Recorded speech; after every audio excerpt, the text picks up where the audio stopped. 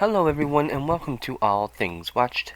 In this video we are going to talk about the brand new Sony Spider-Man universe movie known as Madame Web, and this movie mainly starred Dakota Johnson, Sydney Sweeney, Celeste O'Connor, Isabel Merced, and of course Tahar Rahim. Now there are other great actors in here as well: Emma Roberts, Mike Epps, and of course Adam Scott. But Emma Roberts is literally only in this movie for a couple of scenes. She portrays Mary Parker. Adam Scott is in the movie a little bit more, but still not really as much as you might think. He portrays Ben Parker, and of course then you have Tahar Rahim, who portrays the villain of the movie known as Ezekiel Sims. Now, of course, Dakota Johnson is the main character. She portrays Madame Web herself, also known as Cassandra Webb, who is basically throughout this movie trying to save three characters who will eventually go on to become three different types of Spider Women.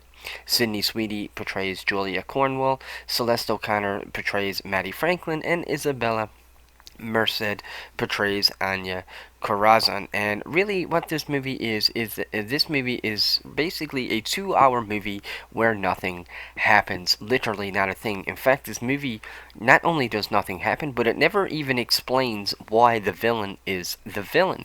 For example, basically you're going to learn very early on in the movie that Ezekiel Sims is going after Anya, Julia, and Matty because he's trying to kill these three people before they become Spider Women, when they are powerless and they won't be able to fight back. So he's basically trying to kill them now in the present day to stop them from killing him in the future. But what this movie fails to do is explain why is Ezekiel Sims the villain, because all we know is that these three future Spider Women are going to end up killing him, but it never says why.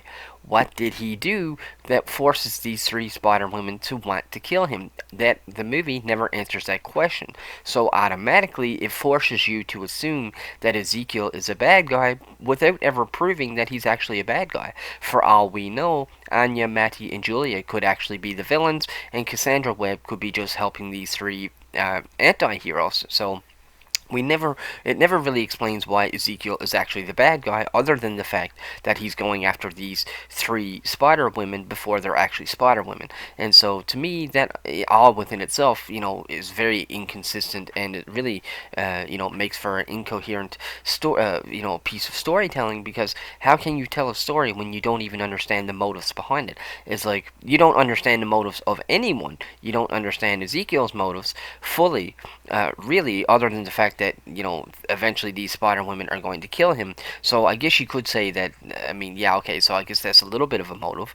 But when you look at the other three, well, why were those three Spider Women wanting to kill him to begin with? What did he do to force them to want to kill him? And also, that's not really much of a superhero thing to do. You wouldn't kill the bad guy. Normally, superheroes try to save the bad guy's life. Sometimes they do die. Sometimes it's accidental. Sometimes it's intentional. But you can't say that a superhero intentionally kills someone, because then they're no longer a superhero, they're more of an anti-hero as opposed to a villain or a superhero. So Dakota Johnson, Cassandra Webb, her character is, she's just basically doing everything that she can to protect Maddie, Anya, and Julia from Ezekiel, but once again, she's doing this without even really understanding herself why she has to do this. Why are these three people after Ezekiel in the future? It never ever answers that question, and so it really ends up being this just messed up, choppy, incoherent story that has a lot of really good actors and really good performances forced to act in a really bad movie with a really bad script and really bad, well, there's literally no character development whatsoever. And so and another thing is as well, and most of the action sequences also take place in visions, so there's really no actual, real consequences or any real high stakes, because all the action sequences in the movie all takes place in Cassandra Webb's visions of the future of things that are about to happen. Also, I thought it was really ridiculous how the two times that Cassandra really truly saves Anya, Matty, and Julia is both times or actually a couple times, she's actually driving driving a vehicle, and she actually runs over Ezekiel while he's, in his Spider-Man suit or in his costume. And I just felt that that was really repetitive. Also, there's a scene when she literally hijacks an ambulance when paramedics are going in to help somebody, and she just hijacks the ambulance. So I guess, the people that the paramedics were helping, I guess she's willing to sacrifice their lives as opposed to Julia, Maria, or Anya. And not only that, but when she gets the ambulance, she ends up like driving through the side of a building once again, and she ends up running over Ezekiel. Then for like the second time, I would be curious to know how many times Ezekiel gets hit by a vehicle in this movie. I never actually counted it, but maybe I probably should have. And so it really just shows just how terrible this movie was written, and just really how bad the script was.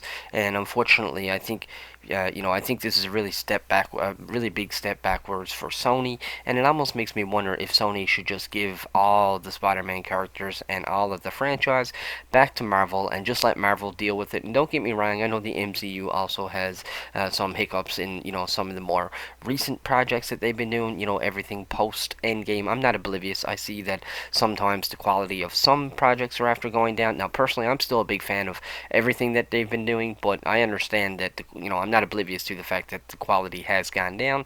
But I mean, even the MCU never has this kind of quality. This is just really, really bad writing, really bad movie overall, and really it's just a step backwards for the Sonyverse and the Spider-Verse. It makes me very concerned about Craven. I'm still very excited to see Craven. It is a really dark rated R. It seems like it's a really dark rated R anti-hero. I just hope that they don't make Craven actually be an anti-hero. Craven is supposed to be a villain, so just let the villains be the villains. That's the only downfall that I had with Venom. I really love the Venom movies, and I love Tom Hardy as Venom, but at the end of the day, I'd much rather see Venom be a villain as opposed to an anti-hero.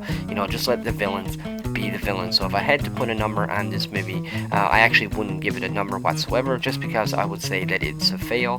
And so it doesn't really matter what the number is. If it's below 50, a fail is a fail regardless. And so for me, this movie was a fail, but I hope you watched it and got something out of it. So let me know in the comment section below if you've seen this movie, and if you liked it, tell me why or why not. If you like this review, click that subscribe button, and until the next one, take care.